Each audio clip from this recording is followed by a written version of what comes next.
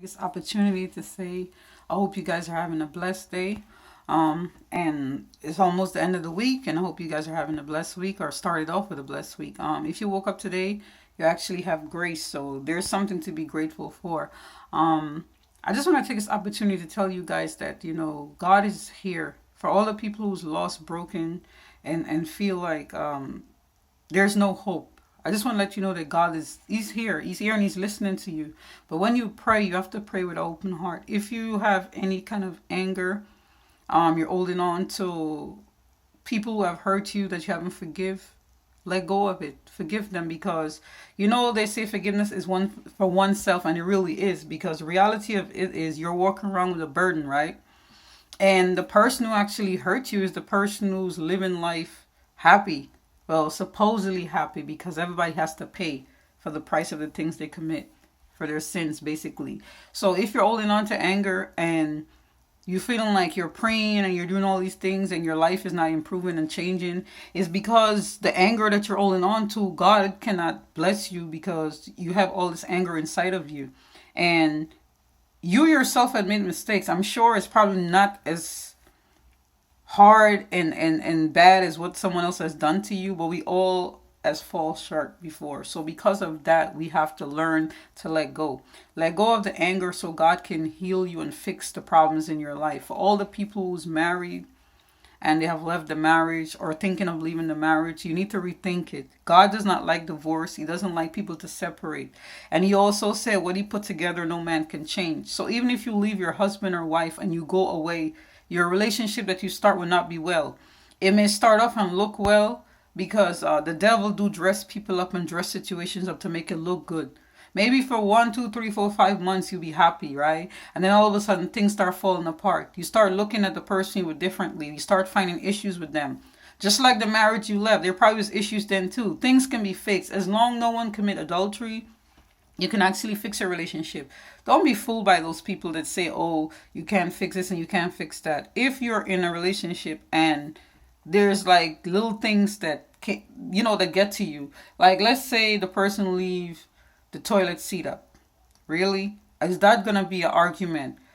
Put the toilet seat down. There's something about you, husband or wife, that each other is not gonna like. But is it worth not being with the person? You have to evaluate yourself and your marriage when you do things, right? The way God evaluate us. So if you're gonna leave your partner because they keep the toilet seat up or they put the toilet seat down, or there's certain things that they do when they eat, or whatever that irritates you, there's always going to be someone that does something that irritates you. So learn to love beyond that. There's things that you can change. Those are things you can actually change. That's not a call for divorce or separation, people.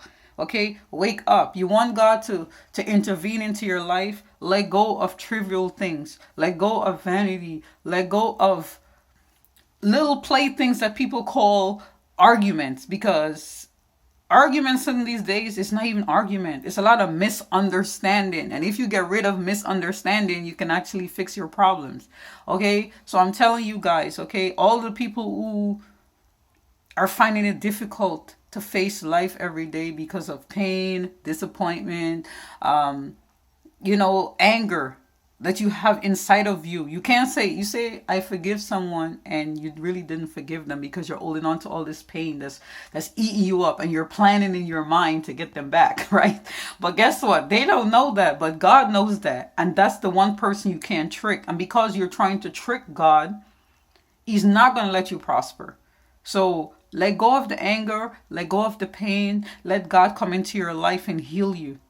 Okay? All of us have been through pain, men and women. Okay? We're not so much different as most people think that men don't hurt. Really? Is he dead? Is he not human? Is he a robot? No, he's not. So guess what? Men feel the same pain women feel, but society made it seem like a man is not supposed to show his pain. But I'm going to tell you this. If a man does not show his pain, then he's not a real man. Okay? If you're a real man and you hurt and something bother you, speak up. Nobody's mind reader. Just like women, things bother you, your husband or boyfriend does, speak up. Nobody can read your mind. Okay? And some of us say, oh, we say it, but we really don't say it. Me, I'm a very straightforward person. A lot of people may not accept it, but I'd rather be a straight straightforward person who say exactly how I feel, so you know when I'm disappointed in you or you did something, you know exactly why it's happening. I don't want you to have to sit and think like, man, what did I do? Okay, if I already told you, you already know. So there's no need to second guess yourself. Some people, they speak their mind, but they speak their mind in a chop up way where they say certain things and they don't come out clear. So they like, remember that day? Nah. This is all I'm gonna say. If something bothers you, say, listen, remember the other day when we had that discussion and you said this, it hurt me. It broke me. It made me feel less of a person or whatever it is. You come out clear, because when you do that, then the person know not to do it again. And if they do, then you address it the same way again. Don't let it go and say, oh, that's just him, that's just her. Have respect for each other. Have respect for your husband or your partner, your wife, whatever. Don't be disrespectful and expect good things to happen. God is not going to bless you when you're constantly belittling the person you with, not doing anything good, holding on to anger, and then you wonder why nothing is changing. Pray for the people you with. Pray for your partner. Pray for your husband. Pray for your wife. Pray for God to intercede and fix them, because you can't fix them. You can be nice to them. You can say a lot of things, but eventually the only person can really fix them is God. Okay? Learn to let go of anger. Anger will eat you up. There's so many people walking around acting like they care about you when they really don't. And you know that. But a lot of us pretend to, we hang around with them and we go like, it's okay. In the Bible, it says if your right hand offends you, cut it off.